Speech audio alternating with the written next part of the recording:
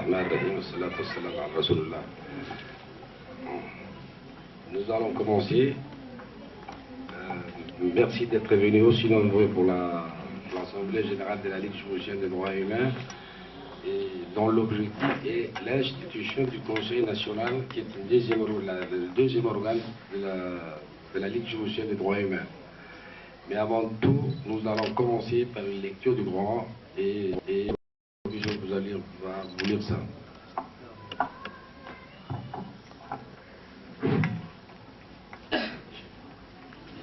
بسم الله الرحمن الرحيم إذا جاء نصر الله والفتح ورأيت الناس يدخلون في دين الله أفواجا فسبح بحمد ربك واستغفره إنه كان توابا صدق الله العظيم.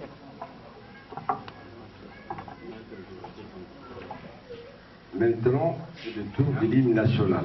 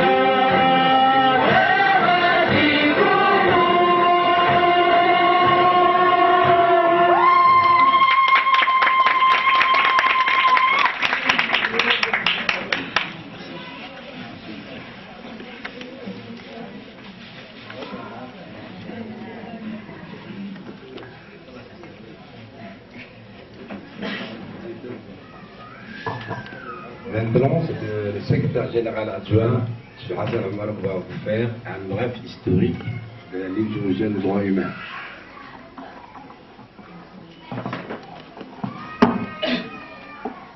Merci, Monsieur le Président. Il me revient maintenant de vous lire l'historique de la Ligue djiboutienne des droits humains. Faut-il rappeler que lors de la guerre qui a opposé les pouvoirs djiboutiens aux rebelles du Froud au début de la décennie 1990, il avait été constaté des violations massives et flagrantes des droits humains et particulièrement dans les zones du conflit. Et même dans la capitale, les exactions ont eu lieu ainsi le 18 décembre 1991. Quelques 60 personnes ont été massacrées au vu et au su de tout un chacun en bordure de la cité Al-Hiba.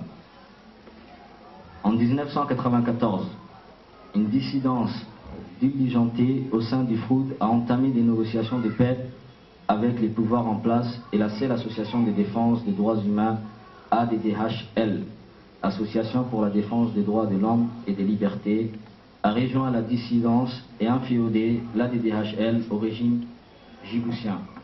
Face au vide laissé par la récupération par le régime de la première association des droits de l'homme dénommée ADDHL et de la situation déplorable des droits de l'homme et des libertés fondamentales qui prévalait au pays, des personnalités de divers horizons ont décidé d'unir leurs efforts et de constituer une véritable organisation de défense des droits de l'homme pour combattre par tous les moyens légaux les violations des droits humains et défendre les victimes. Ainsi, la Ligue djiboutienne des droits humains LDDH fut créée le 6 mai 1999 et a été officialisée le 9 mai 1999 auprès du ministère de l'Intérieur par dépôt de la lettre de déclaration du procès verbal de création et des statuts de la LDDH. Mais 15 jours après sa création, le 23 mai 1999, le siège de la LDDH a été la cible d'un attentat à la grenade dont le président Jean-Paul Noël Abdi et les premiers vice-présidents Omar Ali et Wado ont échappé, mais ils sont arrêtés sur place et accusés de tentative de suicide. Cet attentat n'a jamais été élucidé jusqu'à aujourd'hui. La Ligue djiboutienne des droits humains, LDDH, est une organisation non gouvernementale de défense des droits de l'homme, des droits djiboutiens à but non lucratif, régie par la loi du 1er juillet 1901 sur le contrat d'association. C'est une organisation indépendante et apolitique qui a pour objectif, comme le stipule l'article 2 de son statut, la défense des droits humains sur l'assemblée de l'étendue du territoire de la République de Djibouti. L'attachement aux idéaux humanitaires comme la liberté, l'égalité, la paix, la démocratie, l'autonomie de l'individu. Elle a pour mission aussi la promotion de la paix et la prévention des conflits, et elle apporte une assistance juridique et sociale aux prisonniers, réfugiés privés de leurs droits et aux victimes des violations des droits civils, politiques, économiques et socio-culturels. La LDDH est basée sur la démocratie interne et prend ses décisions en toute liberté. Elle est composée de 2 structures. Les bureaux exécutifs qui comprend 3 membres et le Conseil national qui comprend 60 membres. Sa structure financière est basée sur les cotisations de ses membres et ne reçoit aucune subvention. Ce n'est que le 26 décembre 2001, après 3 ans de protestations et sur intervention de l'ancien ministre de l'Intérieur, M. Abdelkader de Ali, que l'ancien président de la LDDH, Jean-Paul Noël Abdi, a pu obtenir le récépissé qui a été enfin publié le 31 décembre 2002 dans le journal officiel de la République, mis en vente qu'en février 2003. Après le décès du fait Jean-Paul Noël Abdi, président émérite de la LDDH, survenu le 13 avril 2012 dans un hôpital de Marseille en France, l'ancien premier vice-président et membre fondateur de la LDDH, Omar Ali Ewado, a pris la relève du noble combat combats après son élection le 20 juin 2012 lors de l'Assemblée générale conformément au statut de la LDDH et a déposé la lettre de renouvellement de la nouvelle liste du comité exécutif de la LDDH à la direction de l'administration générale et de la réglementation, organe rattaché au ministère de l'Intérieur. Le parcours de la LDDH au cours de ses 16 ans d'existence fut semé d'obstacles, d'obstructions, de dissolutions et de combats parfois périlleux où les défenseurs des droits de l'homme sont dans les collimateurs de la dictature djiboutienne. Pour exemple, la LDDH a été privée du renouvellement de son récépissé et c'est en violation flagrante des dispositions de la loi du 1er juillet 1901 sur le contrat d'association qui prévoit la délivrance de récépissés dans les 5 jours suivants les dépôts de la déclaration d'association. Nous avons enfin obtenu le renouvellement de son récépissé le 25 février 2015 après 3 ans d'obstruction inutile de la part des autorités compétentes. Puis il a été publié le 28 février 2015 sur le journal officiel de la République de Djibouti, mis en vente le mois de mars 2015. Malgré tout cela, la LDDH est affirmée et consolidée et œuvre inlassablement pour la protection et la promotion des droits humains en République de Djibouti. Il faut savoir aussi que la LDDH est membre affilié à la FIDH, Fédération internationale des ligues des droits de l'homme, membre affilié au réseau des East and Horn of Africa et à l'IIDH, Union interafricaine des droits de l'homme. Elle possède aussi les statuts d'observateur auprès de la Commission africaine des droits de l'homme et des peuples, CADHP, approuvé lors de la 27e session ordinaire de la CADHP en avril-mai 2000. Elle est également membre correspondant d'Amnesty International, de Human Rights Watch, de Frontline et tant d'autres organisations internationales comme l'OMCT, Organisation mondiale contre la torture, des Reporters sans frontières et Avocats sans frontières. Elle est par ailleurs consultée par de nombreux médias et journalistes d'investigation, des cabinets d'avocats, les missions et les services d'immigration des pays amis de Djibouti. Elle est partenaire de l'ARDHD, Association pour le respect des droits de l'homme à Djibouti, l'AFASPA, Association française d'amitié et de solidarité avec les peuples d'Afrique, et des survies tous basés en France. Elle travaille aussi avec les commissions et missions internationales d'enquête. En tant qu'observateur national, elle donne toujours ses analyses et ses recommandations sur les processus électoraux et dénonce vigoureusement les fraudes et les violences pré- et post-électorales qui accompagnent hélas toutes les élections qui se sont déroulées à Djibouti depuis la mise en place de la Constitution de Djibouti en septembre 1992. Ainsi, la LDDH s'éveille aujourd'hui une force des propositions et des rassemblements des mouvements de citoyens et des forces de la société civile pour œuvrer à la protection et à la promotion des droits de l'homme en participant à toutes les initiatives démocratiques et au débat des institutions républicaines. Merci.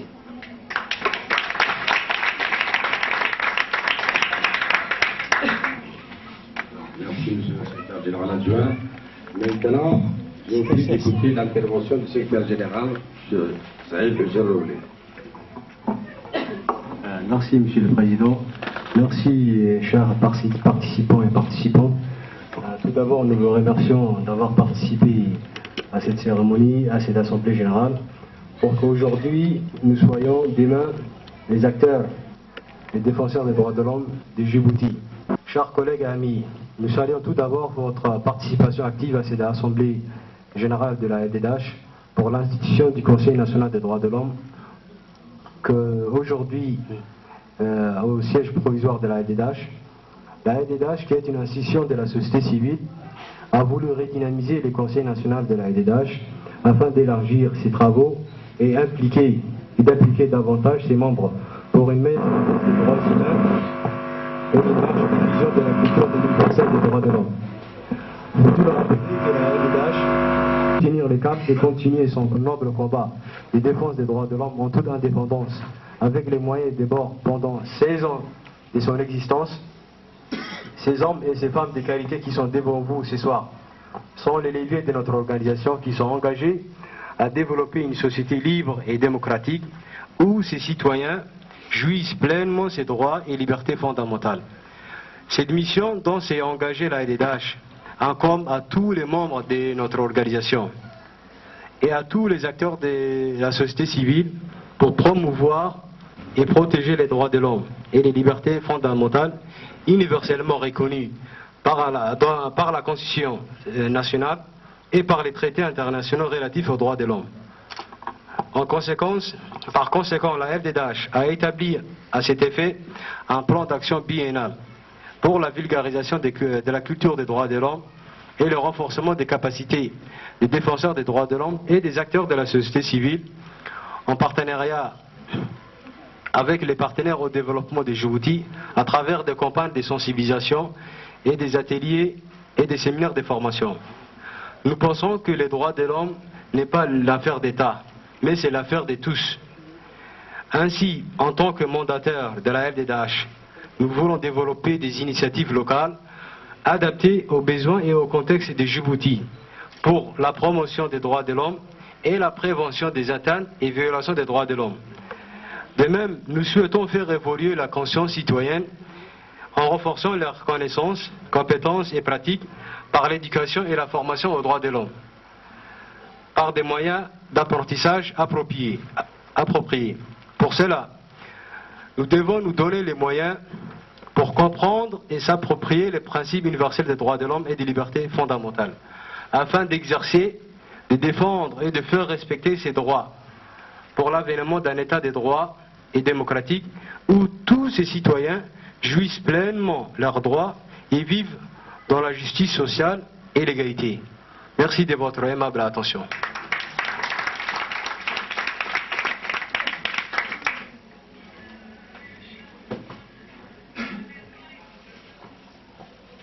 Maintenant,